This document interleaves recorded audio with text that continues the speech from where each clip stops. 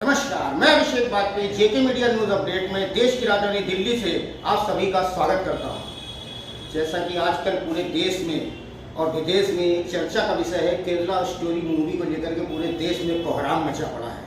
आखिर क्या है ये केरला स्टोरी मूवी? ऐसा क्या है इसके अंदर जो पूरे देश केवल दो गुटों में बढ़ गया है, एक इसके विरोध में और एक इसके सपोर्ट में। तो आइए जानते हैं केरला स्टोरी मूवी की सच्चाई। केरला स्टोरी मूवी में जो स्टोरी के बारे में बताया गया है कि जो आतंकवादी गतिविधियां हुई आईएसआईएस के थ्रू मोबिलाइज हुई थी केरला के अंदर, और वो महिलाएं जो है कन्वर्ट करके इस्लाम धर्म में और वो भेजी गई सीरिया में लड़ने के लिए। और पूरी दुनिया, पूरे देश के अंदर जो दूसरा गुट है वो इसको एक प्रोपोगंडा बता रहा है। जैसा कि यहाँ के डायरेक्टर जो है सुब्रतो सेन, उन्होंने ये कहा कि 2800 से 3000 2007 से 12 के बीच में 12 के आसपास कन्वर्जन हुए एक साल के अंदर। ये उन्होंने कहा कि जो केरला के सीएम थे उन्होंने विधानसभा के अंदर ऐसा स्पीच दिया था, तो उन्होंने उसका आंकड़ा लगा के 10 साल में 30 से 32 हजार का आंकड़ा दिया कि 32 हजार लोगों का कन्वर्जन केरला के अंदर हुआ। लेकिन इसके लिए पूरे देश में विवाद है कि 32 हजार का कोई नंबर ही नहीं है। चलिए मान लेते हैं 32 हजार का कोई नंबर नहीं है। इसके लिए उन्होंने आरटीआई डाली।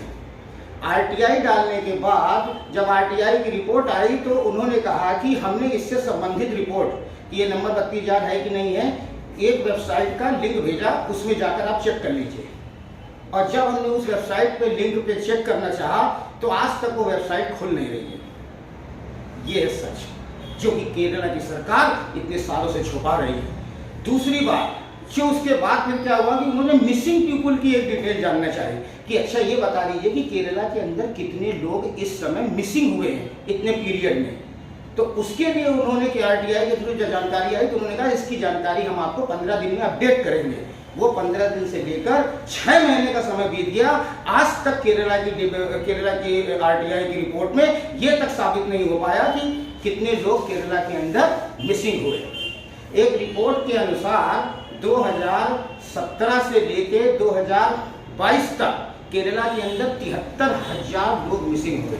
73,000 लोगों में 58,500 लोग वापस आ गए और 14,500 लोग आज तक वापस नहीं आए।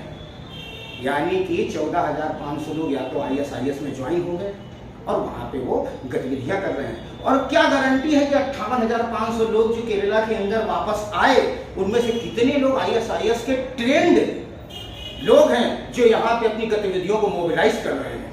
ये एक बहुत बड़ा प्रश्न है जो सबके सामने उठता है। उसके बाद हम बात करते हैं कि केरला की गवर्नमेंट ने, केरला की जो पुलिस है, उन्होंने 2017 से 19 के बीच में ये बयान दिया कि 2017 से 19 में 149 लोग केरला के अंदर आईएसआईएस को ज्वाइन किए।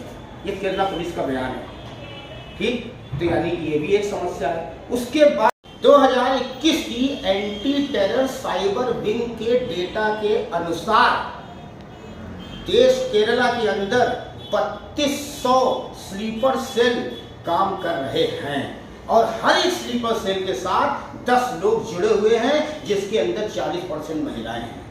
तो ये भी आंकड़ा 32,000 की तरफ जाता है। तो इतने सारे आंकड़े जो हैं, जो एक रिपोर्ट पेश करते हैं और उसके बाद नेशनल और इंटरनेशनल लेवल पे खुफिया एजेंसियों के जो दावे हैं, उस हिसाब से तो ये सच तो कहीं ना कहीं सामने आता है कि केरला के अंदर कुछ बहुत खतरनाक हो रहा था और हो रहा है। उसका परिणाम, उसका दुष्परिणाम देश आज भुगत रहा है या आने वाले समय में देश भुगतेगा। तो ये बहुत बड़ी समस्या है। आखिर केरला जो गवर्नमेंट है वो इन सब सवालों से बच क्यों रही है? आरटीआई के थ्रू कोई रिपोर्ट जारी क्यों नहीं कर रही है? हर सवालों से पीछे क्यों हट रही है? और उल्टा ही केरला की गवर्नमेंट के लोग वहां पे जो है इस फिल्म के खिलाफ याचिका दायर कर रहे हैं, इसके खिलाफ विरोध प्रदर्शन कर रहे हैं। क्या वो आतंकवादी संगठन आईएसआईएस का समर्थन कर रहे हैं? क्या वो देश के गद्दार नहीं है? केस किस दिशा में जा रहा है? आखिर ये देश के साथ इतनी बड़ी गद्दारी और देश के साथ ये इतना बड़ा धोखा हो रहा है, उसके लिए कौन जिम्मेदार है? और देश की जनता ये भुगत रही है, उसके लिए कौन जिम्मेदार है? अब बात करते हैं केरला स्टोरी मूवी की। केरला स्टोरी मूवी एक समाज में माध्यम है जो आपको जागरूक करने का कि हमारी जो माताएं बहनें, हमारे जो परिवार, जिन लोगों ने ये दर्द झेला है, उस दर्द की आप कल्पना भी नहीं कर सकते। अगर उस दर्द की कल्पना करेंगे तो आपके पैरों तले जमीन खिसक जाएगी और आपकी रूह कांप जाएगी। इस फिल्म को केवल इसलिए बनाया गया है, समाज में जागरूकता फैलाने के लिए बनाया गया है, ताकि जो हो चुका है उसको तो हम नहीं वापस ला सकते, लेकिन अब जो हो रहा है या आगे होने वाला है उसको हम कैसे कंट्रोल करेंगे। आखिर हमारे अंदर ऐसी कौन सी कमियां रह गई जो इतना बड़ा कांड देश के अंदर हो गया, आखिर हमें करना क्या है। तो इसके लिए जो सबसे बड़ी चीज फिल्म के बाद जो एनालाइज करती है, लोगों को जरूर ये मूवी देखनी चाहिए, उसके बाद आत्ममंथन करना चाहिए और ये समझना चाहिए कि आखिर हमारे अंदर क्या कमी रह गई जो देश के अंदर इतना बड़ा कांड हो गया और किसी को कानो कान खबर भी नहीं हुई और सरकार भी उसको पूरी तरह से छिपाने में सक्षम हो रही है। तो सबसे बड़ी कमी जो है वो गार्जियन की है। आज की डेट में गार्जियन ने जो मॉडर्नाइजेशन के नाम पे बच्चों को पैर छूने और नमस्ते करने की जगह पे जो शेक हैंड कराना सिखाया है, ये उसी का दुष्परिणाम है। बच्चों को बचपन से ही धार्मिक शिक्षा के विषय में जागरूक करना पड़ेगा। सनातन धर्म इतना विस्तृत है, इतना साइंटिफिक बेस धर्म है, उसके बारे में उसकी सच्चाइयों को बताना पड़ेगा, उसके उपलब्धियों को बताना पड़ेगा, क्योंकि जब बड़े होते हैं बच्चे तो उनसे अगर कोई क्वेश्चन पुटअप करता है तो उसके पास इसका कोई जवाब नहीं होता है। इसमें सबसे बड़ी समस्या, सबसे बड़ी कमजोरी जो है, जो हम अपने आचार विचार शिष्टाचार धर्म संस्कृति से जो पीछे हट रहे हैं, इसमें सबसे बड़ी जो कमी है वो गार्जियन का इन्वॉल्वमेंट अपने बच्चों को धार्मिक शिक्षा देने में, शिष्टाचार और आचार देने में पीछे हट रहा है और मॉडर्नाइजेशन की ओर आगे बढ़ रहा है।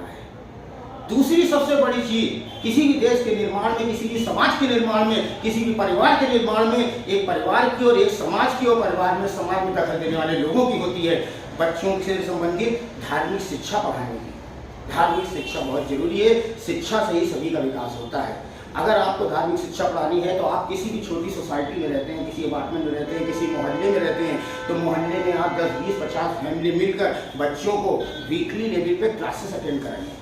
एक धार्मिक शिक्षा से रिलेटेड वीकली क्लासेस करवाइए 2 घंटे 3 घंटे की, जिसमें बच्चों के स्तर के हिसाब से छोटे से बड़े से लेकर के उनको धार्मिक शिक्षा प्राप्त हो, शिष्टाचार आचार मोरलिटी इन सब का ज्ञान दिया जाए, ताकि वो अपने धर्म और संस्कृति के बारे में पूरी तरह से जागृत हो सके और आगे चल के इस तरह की समस्याओं का सामना उनको न करना पड़े। उसके बाद जो दूसरी समस्या आता है वो सरकार के आखिर इसमें क्या कदम होने चाहिए।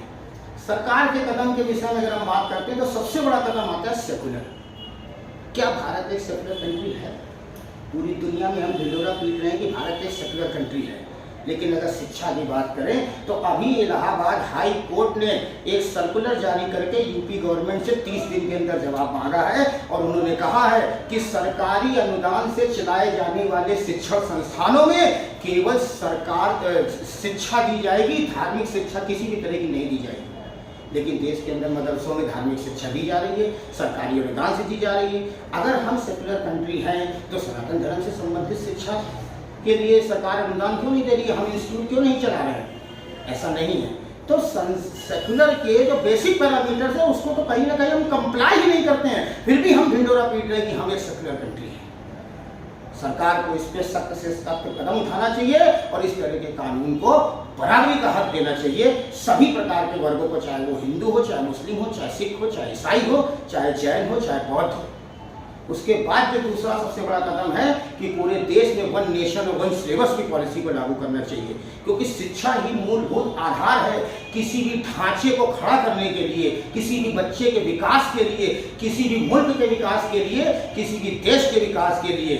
तो जो 1 नेशन और 1 सिलेबस की पॉलिसी, यानी कि तमिलनाडु, बंगाल, उड़ीसा, पंजाब, यूपी, बिहार, कर्नाटका, पूरे देश में केवल एक ही सिलेबस पढ़ाया गया है और हर राज्य की एक अलग अलग उसके जो लोकल लैंग्वेज है उसकी एक किताब होनी चाहिए। बाकी पूरे देश में सिलेबस एक ही होना चाहिए, ताकि तमिलनाडु का जो बच्चा पढ़ रहा है, वही बंगाल का बच्चा पढ़ रहा है, और सच और सही इतिहास जो हमारे वीर योद्धाओं का है वो बच्चों को पढ़ाना चाहिए, ताकि बच्चे हमारी संस्कृति से जागृत हों, ना कि पाश्चात्य संस्कृति से जागृत हों, ना कि मध्यकालीन इस्लामिक आक्रांताओं की संस्कृति से जागृत हों।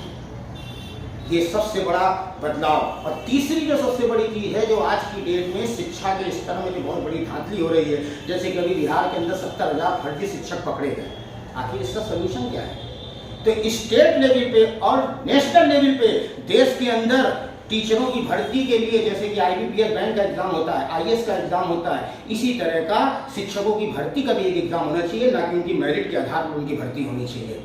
उन्होंने बीएड या बीटीसी की डिग्री ली हो, उसके बाद स्टेट लेवल पर उनको एक एग्जाम क्वालिफाई करना पड़ेगा, तब जाके उनकी सरकारी स्कूलों में नौकरी लगेगी और टीचर के पद पर वो विराजमान होंगे। फिर चाहे वो मदरसे में भी पढ़ाने वाला कोई व्यक्ति हो, चाहे किसी सरकारी स्कूल में पढ़ाने वाला व्यक्ति हो, सबके लिए कानून एक समान होना चाहिए। सभी संस्थानों में शिक्षक की भर्ती एक स्टेट लेवल या नेशनल लेवल के एलिजिबिलिटी टेस्ट के हिसाब से ही होनी चाहिए।